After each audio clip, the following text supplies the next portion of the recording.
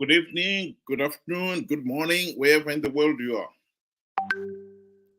One of the disappointing things I found is that as Black people, we really have got into the habit of blaming everybody else for our mistakes. Yes, some cases it's not our fault, but is it always somebody else's fault? Will we ever take responsibility for things going wrong? Or is it now ingrained into our DNA that we have got to find a scapegoat? This particular video I found absolutely amazing. This young lady is now blaming God, and you have to listen to it. Where was God during slavery in the United States? He was watching, of course, sitting up there, kicked back, chilling. When Black babies were being fed to alligators in front of crowds of white people, he was watching. When Black enslaved people were being whipped and tortured and lynched, he was watching. He saw it all happen because he sees all. And not only did he watch it happen, he planned for it to happen. He knew it would happen from the very beginning because everything is within God's plan. And he also knew and planned for the slave masters to give their enslaved people Bibles to read that were called slave Bibles that just had verses from the Holy Bible, from God's holy text that was telling the enslaved people, look, God wants you to be a slave. And I mean, they weren't exactly wrong. God did want them to be slaves because he planned it. Otherwise, they wouldn't have been there. And even if they had gotten there outside of God's plan, he wouldn't be able to just stand back and watch that happen for hundreds of years if he didn't want it. But Black Christians are way too far gone to ever even think about that. Actually, I've had some Black Christians tell me that they're thankful that slavery happened because without slavery, they would have never known God. And if slavery is how you got God and that doesn't make you sit back and pause for a second, you're already too far gone. Well, Benjamin, are you too far gone? Thank you very much.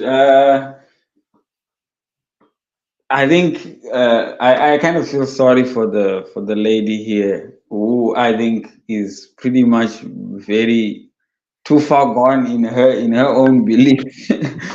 uh, I don't believe what she's saying is true, and just to say, I don't think God had planned that she should be the one to insult him, or planned for her to actually post this video.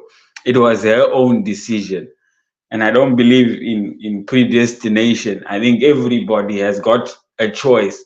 What God just does is allow it to play through, because I mean, we make choices, right? And we have to live by their choice. So blaming God for events. What about the good things?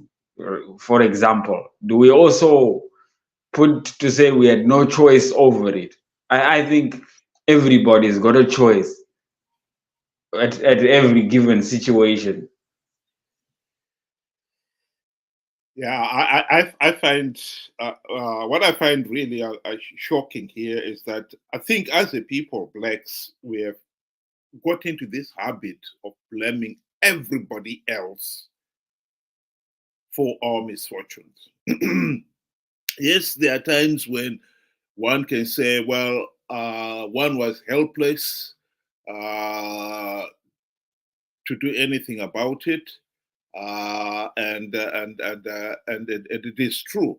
But are we saying here that we are always helpless in every situation? We are not the first people to be enslaved. I'm not trying to justify slave trade. I'm not trying to defend the slave traders and the inhuman way they treated uh, slaves. But even there, we have got also to accept the why the slave traders did not go into the interior of Africa hunting Black people to sell as slaves. It was our own fellow blacks who did that. It is ridiculous that we can keep on always trying to find a scapegoat for everything. There are definitely times when you're saying, well, yes, as much as maybe somebody else is responsible, but we've got also to take responsibility for some of the things that happened. Yes, slave trade, maybe we were backward, we were easily colonized, we were easily uh, enslaved. Let's talk about the present. Zimbabwe has been independent for the last 44 years now. The country is in a mess. There cannot be any doubt about it. Zimbabwe is a failed state. Our people, over 49% of our people, are living in abject poverty. Are we going to side with Zanu PF and believe that our problems are caused by the British and their allies? I find that ridiculous. I find that argument ridiculous. And in this particular case, this young lady here, by blaming God, is she trying to add, to give Zanu PF just one more scapegoat to blame for Zimbabwe's economic woes? I think that is a question I would have wanted her to answer.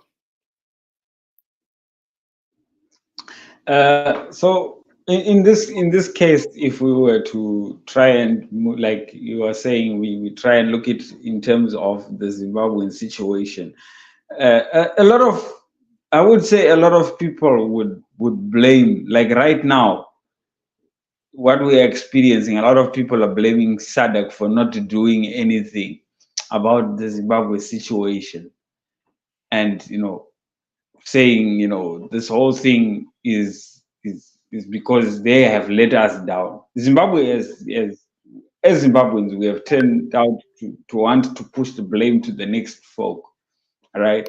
Blame anybody else but yourself, right? I don't think we can validate that. I think help starts from within. We need to help ourselves. We need to make the right choices. Like I said before, God lets situations play out. We have a choice. It's not predestined that Zanu PF is going to rule until whenever, right? It is our choice, and it is the choices that we make that will affect tomorrow. And for Zimbabwe, we know the choice that we took was, let us go out there and participate in huge numbers, such that we will overwhelm ZEC with these numbers, that it will be so difficult to rig or to try and meddle around with the figures, which I found as a very, very foolish strategy. The more the figures, the easier it is to play around with, because traceability and accountability would be almost lost or impossible. So we cannot continue going that route to say whatever happens or whatever happens after our decision, we put the blame on others. I think the onus is on us. The responsibility lies with us who made the decision. Well, in this particular case, actually, if you talk about that, when it comes to religion, particularly, I think the common thing for Zimbabweans is actually to pray to God for his deliverance. Even in those issues that we can do ourselves. That is what I find so ridiculous. We still expect God to do those things for us. We're talking of elections there. It was none other than the main opposition leader, Triple C, Nelson Chamisa, who said he had come up with various ways of rigging, of winning the rigged elections. Yeah, let's get that one right. Various ways of winning rigged elections. So he knew the elections were being rigged, but he has come up with strategies of winning those rigged elections. We all remember his green mango, green on the outside, yellow on the inside. But his flagship was that he had plugged all the vote rigging loopholes. Even when we knew that he had not done even something as basic as making sure that we've got a verified voters roll, he still wanted people to participate in the elections because he had plugged the vote rigging loopholes. He didn't say which loopholes he had plugged all of them. And to crown it all, to give it the religious flavor, God is in it. This is God's plan. And he was communicating to us, the ordinary mortals, what that plan is. We should prepare to celebrate Zanu PF, Triple C victory. He was preparing to form his cabinet because Triple C was going to win big. So here is the extreme case. This young lady is now telling us that believing in God is a big mistake. And we are lost forever. And Chamisa, on the other hand, is telling us that God is doing everything for us. We don't have to do anything at all. He can even help us win rigged elections. I find this whole argument absolutely sickening. God has given mankind the intellect to choose right from wrong, to do things for themselves. God, I believe, will not do for us what we can do for ourselves. And according to the Bible, Jesus said that do not put thy God to the test. When we say we are going to participate in flawed elections, which we know Zanu PF is going to rig, and then pray for God to deliver us, are we not putting God to the test there? Why didn't we have a proper, clean voters roll before we go into the elections? We go in with a voters roll that is so flawed. You can see the Zanu PF has got infinite ways of rigging these elections using the flawed voters roll. And yes, we still go into it because Chamisa said God is in it. I think this is one of the areas, I'll be honest with you, I find so disappointing about our thinking as Black people. We never take responsibility what is happening. We are never masters of our own destiny, but always helpless victims. And as victims, we always have to find scapegoats, somebody else to blame. I don't think we'll ever be masters of our own destiny until we stop this idiotic mentality that we are victims. That is my last word on this subject. I would conclude by saying, I would give a practical example. Somebody decides, no, I want to relocate and I want to go and stay in Wange National Park, and I'm going to hunt and gather in there, for my family. right? Outside the protection of, the park rangers and everything. And then a few days later, we hear that, maybe he is trampled by elephants, or he himself has ended up being hunted by, lions, for example. Do we then blame the rangers for what happened to him? Or do we blame him for his foolishness? Right?